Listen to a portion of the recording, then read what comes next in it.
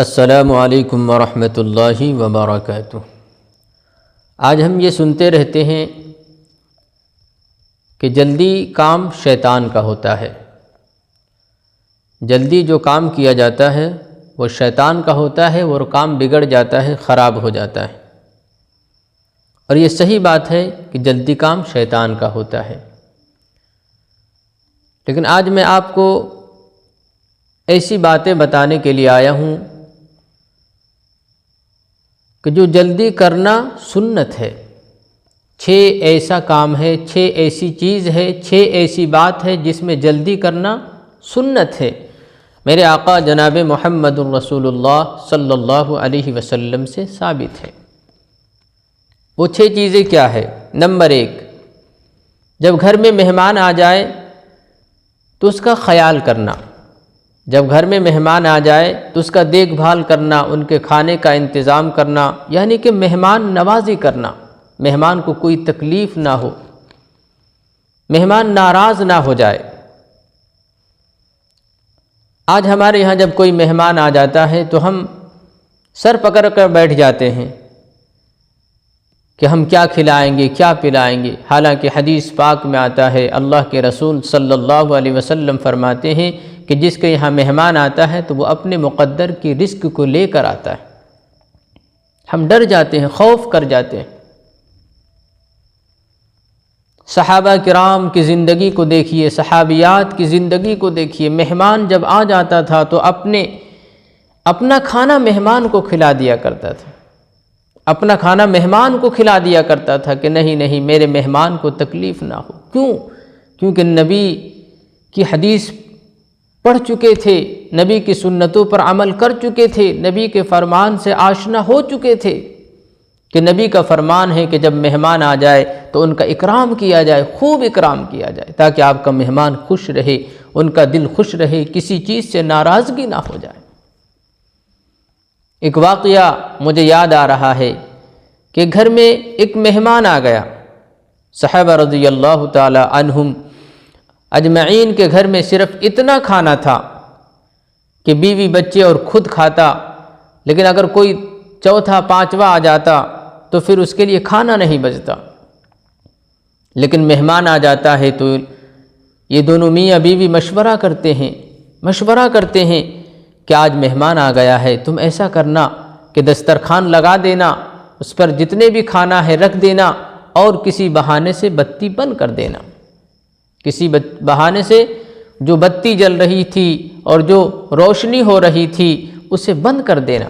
لہٰذا یہی فیصلہ ہوتا ہے، یہی طے ہوتا ہے، لہٰذا کھانا رکھ دیا جاتا ہے، دسترخوان بچھا دیا جاتا ہے اور کسی بہانے سے بتی بند کر دیا جاتا ہے۔ اندھیرا ہو جاتا ہے، مہمان کھا رہے ہیں، مہمان سوچ رہے ہیں کہ گھر والے بھی کھا رہے ہوں گے، لیکن یہ صرف ہاتھ اٹھاتا ہے، پھر ہاتھ نیچے گراتا ہے، مہمان پیٹ بھر کر کھا جاتا ہے۔ تو پہلی چیز یہ ہے جس میں جلدی کرنا سنت ہے، میرے آقا نے فرمایا ہے کہ جلدی کرنا سنت ہے، اس میں ایک مہمان نوازی بھی کرنا ہے، مہمان کا اکرام بھی کرنا ہے۔ نمبر 2، مردے کی تجہیز و تکفین میں جلدی کرنا یہ سنت ہے، یہ سنت ہے۔ آج ہم لوگوں سے یہ 6 چیزیں دور چلی گئی ہے، بہت دور چلی گئی ہے، ہم تلاش بھی نہیں کرتے ہیں کہ آخر یہ چیزیں اتنی دور کیوں چلی گئی ہیں۔ آج ہمارے یہاں جب کوئی میت ہو جاتی ہے، کوئی انتقال کر جاتا ہے تو ہم کس کا انتظار کرتے ہیں؟ کہ اس کا بیٹا جاپان میں رہتا ہے، وہاں سے آئے گا تو اس کی تجہیز و تکفین ہوگی۔ افسوس کی بات ہے، جن چیزوں میں ہمیں جلدی کرنے کا حکم دیا گیا ہے ہم بہت دیر کرتے ہیں، اور جن چیزوں میں ہمیں دیر کرنے کو کہا گیا ہے وہ ہم جلدی کرنے کے لیے تیار رہتے ہیں۔ ابھی اس کے رشتہ دار نہیں آئے ہیں، اس کی تجہیز و تکفین کیسے ہو سکتی ہے؟ اس کے دوست احباب نہیں ہیں، کیسے ہو سکتا ہے؟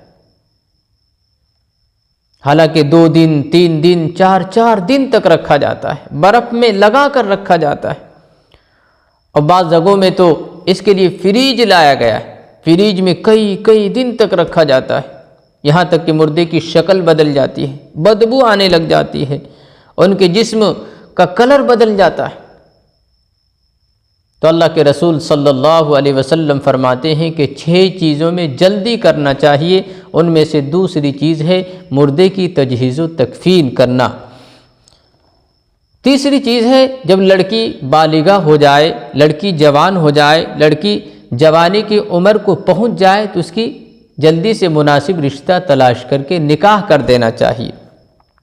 آج ہماری بچی 20 سال کی، 25 سال کی، 30 سال کی ہو جاتی ہے اور اس کی ماں باپ یہ کہتے ہیں کہ ہماری بچی ابھی ڈگری حاصل کر رہی ہے، ہماری بچی ابھی پڑھ رہی ہے، ہماری بچی ابھی تعلیم حاصل کر رہی ہے، اعلیٰ تعلیم حاصل کر رہی ہے،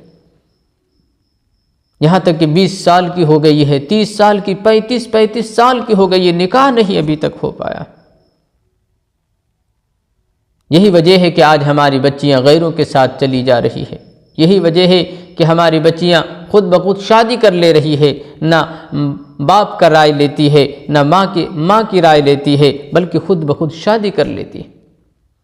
اس لیے اللہ کے رسول صلی اللہ علیہ وسلم فرماتے ہیں کہ جب بچی جوان ہو جائے، جوانی کی عمر کو پہنچ جائے تو اس کا نکاح مناسب رشتہ تلاش کر کے کر دینا چاہیے، اور اس میں کرنا جلدی کرنا سنت ہے۔